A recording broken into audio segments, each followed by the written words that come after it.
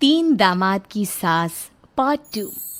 अब तक आपने सुना कि कावेरी जी अपनी तीनों बेटियों ईशा, मोहिनी और सुहाना की शादी तीन घर जमाई लड़कों के साथ करवा देती है। उन्हें लगता है कि ये लड़के शायद घर का कामकाज संभाल लेंगे, लेकिन उनके तीनों घर जमाई बहुत आलसी थे। वो नौकरी भी नहीं करते थे और बाहर का काम भी नहीं। कावेरी जी ने अपनी बेटियों से कहा कि वो प्रेगनेंसी का बहाना बनाकर अपने पतियों को सबक सिखाए। अब सुनिए आगे। मम्मी, आपने जैसा कहा था हमने वैसा ही किया, लेकिन देखिए ना, विवेक का हाल तो वैसा का वैसा ही है। घर में ना सुबह का नाश्ता बनता है और ना खाना। नौकरी पर जाने की बात करूं तो खाने को दौड़ते हैं मुझे। हाँ मम्मी, मैंने भी सुमित को कितनी बार कहा कि अगर नौकरी नहीं करनी तो कोई छोटी सी दुकान ही खोल लो, घर का खर्चा कैसे चलेगा। देखो दोपहर के 12 बजने आए और जनाब अभी तक सो रहे हैं। हाँ मम्मी, ईशा और सुहाना ठीक कहती हैं। अविनाश का भी यही हाल है। जब मैंने अपनी प्रेगनेंसी के बारे में कहा तो मुझसे कहने लगा, अरे दूसरी लड़कियां तो 9-9 महीने तक नौकरी करती है, बस डिलीवरी के टाइम छुट्टी लेती है। मोहिनी, तुम भी नौकरी करो। अब मुझे कहाँ नौकरी मिलेगी। मम्मी बताओ अब मैं क्या करूँ। हे भगवान, क्या सोचकर घर जमाई दामाद लाई थी मैं कि मेरी बेटियां मेरे पास रहेंगी और खुश रहेंगी, लेकिन इन आलसी दामादों ने तो हमारी जिंदगी को भी प्रॉब्लम में डाल दिया है। मैं तो कहती हूँ मम्मी, हम लोग वापस अपनी जॉब पर जाना शुरू कर देते हैं। बता देते हैं इन लोगों को कि हमने प्रेगनेंसी का बहाना किया है। नहीं नहीं बेटा, ऐसी गलती भी मत करना। अगर तुमने ऐसा किया तो इन तीनों की आदत और ख़राब हो जाएगी। अरे आज नहीं तो कल कभी तो तुम प्रेग्नेंट होगी, तब वापस यही प्रॉब्लम आएगी। तब क्या करोगी तुम तीनों। हाँ मम्मी, आपकी बात तो बिल्कुल सही है। इन लोगों को तो सुधारना ही पड़ेगा। लेकिन कैसे? अपने बच्चों के आने की खबर सुनकर भी इन लोगों पर कोई असर नहीं हो रहा। पैसे कमाने के लिए घर से बाहर निकलना ही नहीं चाहते ये तीनों। अब मेरे दिमाग में एक प्लान आया है। तुम तीनों चिंता मत करो, उन तीनों को बुलाओ, फिर मैं बात करती हूँ। थोड़ी देर बाद कावेरी जी अपने तीनों दामादों को सामने बुलाकर अपनी बात कहना शुरू करती हैं।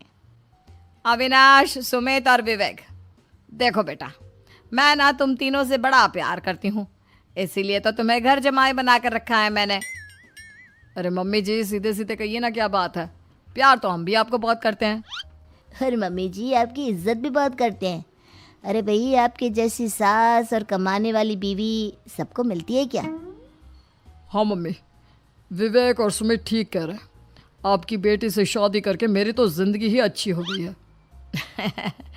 जानती हूँ मैं, और ये भी जानती हूँ कि तुम तीनों अपने अपनी बीवियों से बहुत प्यार करते हो।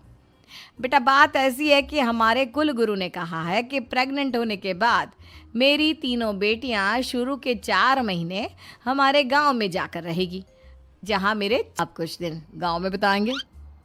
तुम लोग समझने की कोशिश क्यों नहीं करते। तुम में से कोई भी वहां नहीं जा सकता, और मैं यहाँ रहूँगी ना तुम तीनों के साथ। 4 महीने की तो बात है, उसके बाद ये तीनों ही लौट कर आ जाएंगी। ठीक है मम्मी जी, अब हमारे बच्चों का सवाल है तो ये तो करना ही पड़ेगा। कावेरी अपनी तीनों बेटियों को कुछ दिन के लिए घर से बाहर कहीं दूसरे शहर में रहने के लिए भेज देती है। कुछ दिनों के बाद, अरे मम्मी जी, बहुत दिन से पिज्ज़ा नहीं खाया, मंगवाइए ना। क्या बताऊं बेटा, पहले तो बेटियां खर्चा दे देती थी क्योंकि उनकी नौकरी थी, लेकिन अब तो मेरे पास पैसे ही नहीं बचे।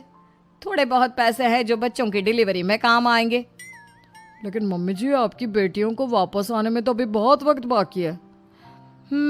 वही सोच सोच कर परेशान हो रही हूँ। सोच रही हूँ कल से दूध भी बंद करवा देती हूँ। अब दूध वाले को देने के लिए पैसे भी तो नहीं है ना। अरे नहीं नहीं मम्मी जी, अगर दूध भी बंद करवा दोगी तो मुझे चाय कहाँ से मिलेगी, और चाय के बिना मैं तो मर ही जाऊंगा। क्या करूं बेटा, इसके अलावा हमारे पास कोई ऑप्शन नहीं है। मेरे पास पैसे ही नहीं बचे।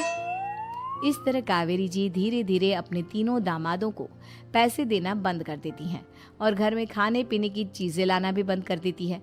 अब वो तीनों बुरी तरह से परेशान होने लगे थे, और इसलिए एक दिन तीनों प्लान करके घर से बाहर निकलते हैं। और बाजार में जाने के बाद, यार अच्छा खाना खाए हुए कितने दिन हो गए, पता नहीं कब अच्छा खाना मिलेगा। हमारी बीवियों के जाने के बाद तो हमारी हालत भिखारियों जैसी हो गई है यार। कुछ भी हो, मुझे तो आज पिज्ज़ा खाना ही खाना है। जेब में 1 रुपया नहीं और पिज्जा खाएगा, कहाँ से आएंगे पैसे? अरे देख वहाँ सामने बोर्ड पर क्या लिखा हुआ है, कंप्यूटर पर काम करने के लिए एक आदमी की आवश्यकता है। भाई मैं तो जा रहा हूँ, काम करूँगा और शाम तक पैसे लाकर आराम से पिज्ज़ा खाऊंगा। जा जा, तुझे कोई काम नहीं देने वाला, हम तो घर जा रहे हैं। चल भाई सुमित। सुमित और अविनाश वहाँ से चले जाते हैं और विवेक उस कंप्यूटर शॉप पर सारा दिन काम करके 5,000 रुपये कमा कर घर लौट कर आता है और अपने खाने के लिए अच्छी अच्छी चीज़ें भी लेकर आता है। ये देखकर विवेक और सुमित के दिल में भी कुछ पैसे कमाने की इच्छा जागती है। अरे सुबह सुबह कहाँ चल दिए तुम? मम्मी जी एक बहुत अच्छी जगह मिली है, कंप्यूटर पर काम करने के 5,000 मिले थे कल मुझे। अगर रोज़ काम करूँगा तो पूरे 40,000 की तनख्वाह। अरे वाह, ये तो बहुत अच्छी बात है दामाद जी, आपको जाना ही चाहिए। सुमित और अविनाश विवेक को इस तरह तरक्की करते देखकर परेशान हो जाते हैं और वो दोनों भी काम की तलाश में निकल पड़ते हैं। धीरे धीरे उन दोनों को भी काम मिल जाता है। अब कावेरी के तीनों दामाद छोटी मोटी नौकरी करके अच्छा पैसा कमाने लगे थे। एक दिन कावेरी उन्हें अपने पास बुलाती है। अरे वाह, विवेक 40,000 कमा लेता है, अविनाश 60,000 और सुमित तुम भी 40,000 के आसपास कमा ही लेते हो। कुल मिलाकर तुम अच्छे खासे पैसे कमा रहे हो बेटा। हाँ मम्मी जी, बहुत मजा आता है जब महीने के एंड में मोटी रकम हाथ में आती है। पूछिए मत मम्मी जी, घर में रहकर रोटी बना बना कर और तो जैसा महसूस होने लगा था मुझे तो। हाँ बेटा, तुम तीनों की बात तो बिल्कुल ठीक है। और जानते हो, अब तुम तीनों की पत्नियां भी वापस लौट कर आने वाली है। लेकिन मम्मी जी अभी तो उन्हें गए सिर्फ 2 महीने हुए हैं, आपने तो कहा था वो 4 महीने के बाद लौट कर आएंगी। ऐसा कुछ नहीं है बेटा, मैं सिर्फ तुम तीनों को सबक सिखाना चाहती थी कि आदमी घर में बैठकर बीवी की कमाई खाता हुआ अच्छा नहीं लगता। इस दुनिया में हर इंसान को मेहनत करनी चाहिए, काम करना चाहिए, चाहे वो औरत हो या आदमी, ताकि अपने परिवार को संभाल सके। कावेरी की बात सुनकर उन तीनों को अपनी गलती का एहसास होता है और कावेरी उन्हें सच बता देती है कि ईशा, सुहाना और मोहिनी शहर में ही कहीं दूसरी जगह रह रहे थे। शाम के वक्त उन तीनों की पत्नियां लौट